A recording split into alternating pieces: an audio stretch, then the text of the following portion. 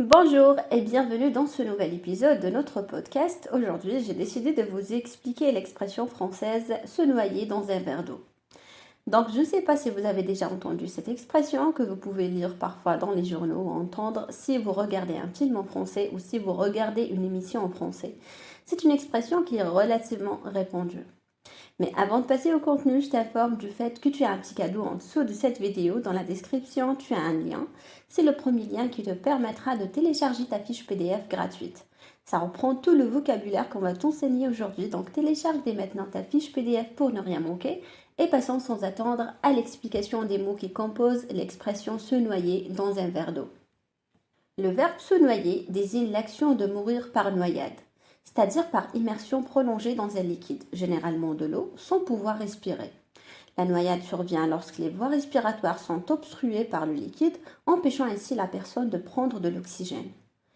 La préposition dans, elle veut dire à l'intérieur de quelque chose, et un verre d'eau, je pense que c'est clair pour vous, c'est un récipient en verre rempli d'eau, généralement pour boire ou pour répondre à un besoin d'hydratation. Donc, au sens propre, se noyer dans un verre d'eau n'a pas de signification littérale, car il est impossible de se noyer dans un verre d'eau, même si vous essayez de le boire. Il s'agit d'une expression purement figurative qui n'a pas de correspondance dans la réalité physique. Au sens figuré, l'expression se noyer dans un verre d'eau signifie qu'une personne a du mal à faire face à des problèmes mineurs ou à des situations simples, et elle devient rapidement submergée par des préoccupations excessives ou inutiles. C'est une métaphore pour décrire quelqu'un qui réagit de manière excessive à des situations qui ne devraient normalement pas poser de problème majeur. Et l'expression suggère une réaction démesurée face à des difficultés mineures, comme si la personne transformait une petite contrariété en un problème énorme et difficile à gérer.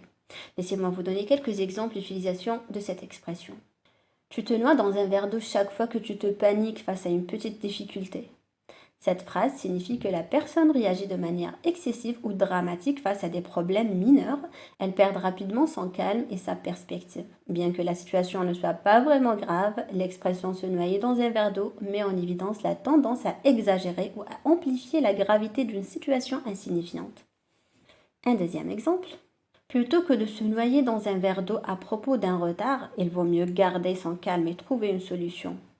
Cette phrase souligne l'importance de rester calme et de faire preuve de résilience face à des situations stressantes ou frustrantes.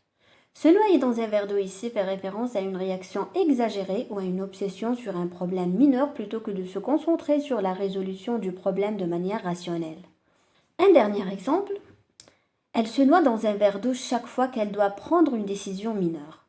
Cette phrase suggère que la personne a tendance à suranalyser et à se sentir submergée par de simples décisions qui ne devraient pas être si compliquées.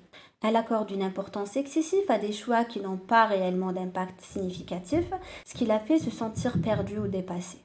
Et l'expression se noyer dans un verre d'eau souligne cette tendance à créer une situation complexe et stressante autour de quelque chose qui devrait être simple.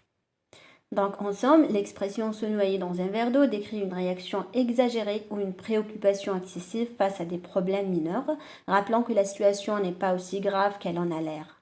Elle encourage souvent à garder son calme et à trouver des solutions pratiques plutôt que de se laisser submerger par des inquiétudes inutiles.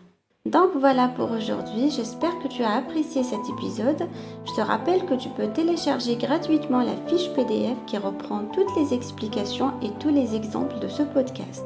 C'est dans la description, tu peux y aller dès maintenant. Donc merci à vous, n'hésitez pas à me rejoindre sur mon cours gratuit sur YouTube. Chacun de mes articles est accompagné d'un fichier PDF qui est dans la description de cette vidéo. Si tu as aimé, mets un petit j'aime, un petit pouce en l'air, ça fait toujours plaisir et ça nous aide à choisir les sujets qu'on aborde sur la chaîne. Et bien sûr, abonne-toi à la chaîne YouTube de Français Spontané en activant les notifications pour ne rien manquer. Merci de m'avoir écouté et je vous dis à très bientôt pour un nouvel épisode du podcast.